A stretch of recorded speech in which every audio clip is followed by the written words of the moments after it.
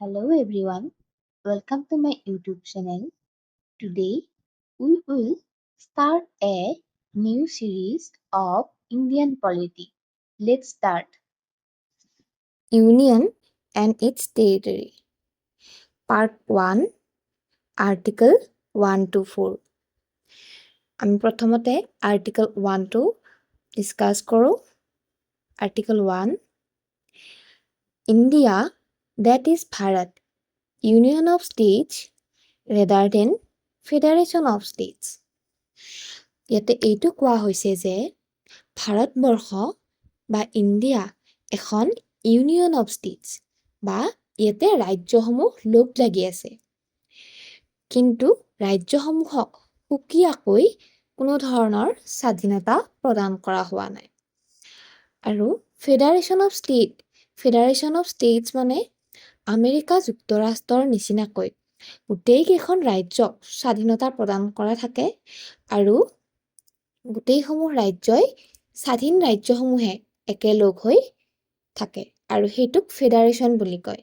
কিন্তু আমাৰ ভাৰতবৰ্ষৰ যিসমূহ ৰাজ্য আছে তেওঁলোকক সুকীয়াকৈ স্বাধীনতা প্ৰদান কৰা হোৱা নাই। তেওঁলোক ভাৰতবৰ্ষৰ অন্তৰ্গত হৈ এখন সংবিধানৰ অন্তৰ্গত হৈ আছে। কিন্তু ফেডাৰেশ্যন অফ ষ্টেটছত কি থাকে যে তাতে সকলোবিলাক ৰাজ্যৰ বেলেগ বেলেগকৈ এখন সংবিধান থাকে। কিন্তু ইণ্ডিয়া বা ভাৰতবৰ্ষৰ অকল এখন সংবিধান আছে। সেইকাৰণে ইয়াক ইউনিয়ন অফ ষ্টেট বুলি কৈছে rather than Federation of State. এবাৰ আহো Article 2. Admission or establishment of new states by acquisition of some foreign territory. আমি আমাৰ ভাৰতবৰ্ষৰ লগত নতুনকৈ বেলেগ বহিৰাগত ৰাজ্যৰ পৰা আমাৰ ভাৰতবৰ্ষত কেতিয়াবা আমি তেওঁলোকৰ অন্তৰ্গত টেৰিটৰী বা কিছুমান অংশ আমি ভাৰতবৰ্ষৰ ভিতৰত যদি আমি যোগ কৰোঁ বা আমাৰ ভাৰতবৰ্ষৰ অন্তৰ্গত বুলি আমি মানি লওঁ তেতিয়াহ'লে সেইটো আৰ্টিকল 2ত উল্লেখ থাকিব। মানে কেতিয়াবা যুদ্ধৰ জৰিয়তে হওক বা কেতিয়াবা কিছুমান এগ্ৰিমেণ্টৰ জৰিয়তে হওক আমি যদি উদাহৰণস্বৰূপে নেপাল, ভূটান, বাংলাদেশ, পাকিস্তান এইবোৰৰ পৰা যদি আমাৰ ভাৰতবৰ্ষত কিছুমান অংশ লগ লাগি যায় বা কিছুমান চুক্তিৰ জৰিয়তে বা যুদ্ধৰ জৰিয়তে সেই ৰাজ্যসমূহৰ পৰা বা সেই ৰাষ্ট্ৰসমূহৰ পৰা আমাৰ ভাৰতবৰ্ষত যদি কোনো অংশ লগ লাগি যায়, একুইজিশ্যন হয়, তেতিয়াহ'লে কি হ'ব? সেইটো আৰ্টিকল 2ত উল্লেখ থাকিব। Article 3. Internal readjustment of foreign territory. It may lead formation of new states or increase or decrease of state boundary. ইয়াতে এইটো কোৱা হৈছে যে ইণ্টাৰনেল ৰিএডজাষ্টমেণ্ট আমাৰ ভাৰতবৰ্ষৰ অন্তৰ্গত যিসমূহ ৰাজ্য আছে সেই ৰাজ্যসমূহৰ যিবিলাক বাউণ্ডেৰী আছে বা যিবিলাক বৰ্ডাৰ আছে সেই বৰ্ডাৰসমূহ আমি ইনক্ৰিজ আৰু ডিক্ৰিজ কৰিব পাৰোঁ। যেনে কোনো এখন ডাঙৰ ৰাজ্যৰ পৰা আমি সেই ৰাজ্যখনক বিভক্ত কৰি সৰু সৰু 2খন বা 3খন ৰাজ্যত আমি ইচ্ছা কৰিলে বিভক্ত কৰিব পাৰোঁ, নাইবা 2খন বা 3খন ৰাজ্য একলগ কৰি আমি সেইকেইখনক এখন ৰাজ্য হিচাপে গঠন কৰিব পাৰোঁ। এইটো লিখা আছে article 3. Article 4. Article 2 and 3 not to be considered as amendments of the Constitution under Article 368. ইয়াতে এইটো কোৱা হৈছে যে Article 2 and 3 যিটো আমাৰ Article 2 and 3 আছে এই দুটা অনুচ্ছেদ বা আৰ্টিকল আমি আমাৰ এমেণ্ডমেণ্ট বা সংশোধন হিচাপে আমি ধৰিব নোৱাৰোঁ। সেইটো সংশোধনবিলাক ক'ত থাকে? আৰ্টিকল 368. আৰ্টিকল 368ৰ ভিতৰত যিবোৰ সংশোধন হয় সেইবোৰৰ ভিতৰত আমি আৰ্টিকল 2 and 3 এই দুটা অনুচ্ছেদক আমি তাতে ধৰিব নোৱাৰোঁ বা সংশোধন হিচাপে আমি ধৰিব নোৱাৰোঁ। এইবাৰ আহিছোঁ reorganisation of states on linguistic basis. মানে আমাৰ ভাৰতবৰ্ষ স্বাধীন যেতিয়া হৈছিল তাৰ পাছত সমগ্ৰ ভাৰতবৰ্ষখনক ৰাজ্যসমূহক ভাৰতবৰ্ষখনৰ অন্তৰ্গত যিবোৰ ৰাজ্য আছিলে সেই ৰাজ্যসমূহক বিভিন্ন ভাগত বিভক্ত কৰিব লগা হৈছিলে, নতুন নতুন ৰাজ্য গঠন হৈছিলে।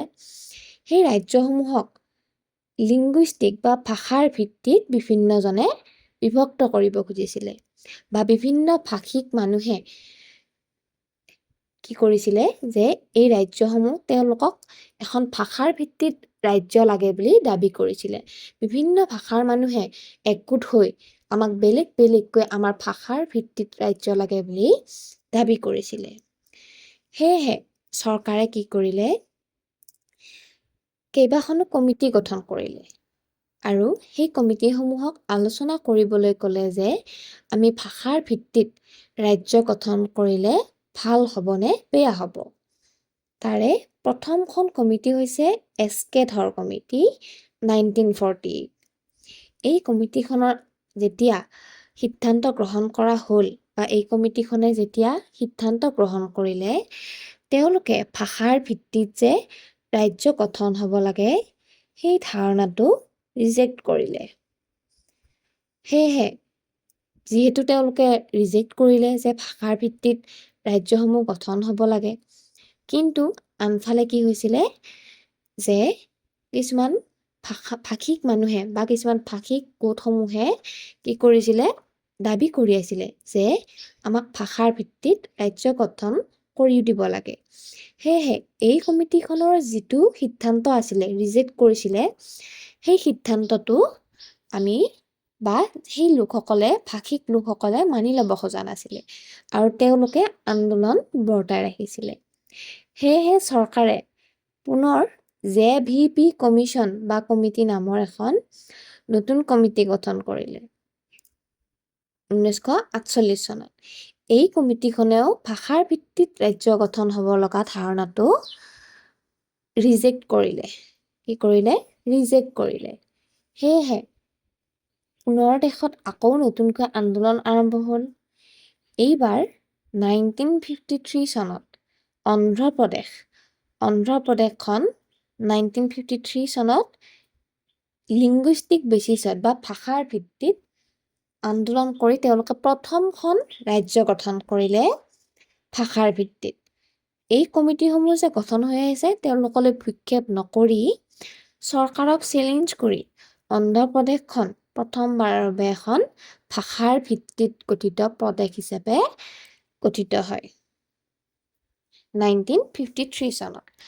তাৰ পাছত ফজল আলী কমিশ্যন নামৰ এখন কমিটি গঠন কৰে চৰকাৰে আৰু এই কমিটিখনে কি কৰিলে যে ভাষাৰ ভিত্তিত চৰকাৰ গঠন হ'ব লাগে বুলি ৰিজেক্ট কৰিলে আৰু তেওঁলোকে কিছুমান ডিচিশ্যন দিছিলে যে ভাষাৰ ভিত্তিত ৰাজ্য গঠন হোৱাতকৈ unity and integrity, language and culture, administrative convenience and welfare of people, এইসমূহ ধাৰণাৰ ওপৰত ভিত্তি কৰিহে আমি ৰাজ্যসমূহ গঠন কৰিব লাগে।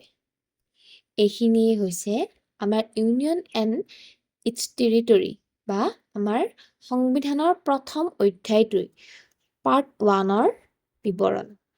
ভাল লাগিলে চেনেলটো ছাবস্ক্ৰাইব কৰিব আৰু লাইক আৰু শ্বেয়াৰ কৰি দিব। ধন্যবাদ।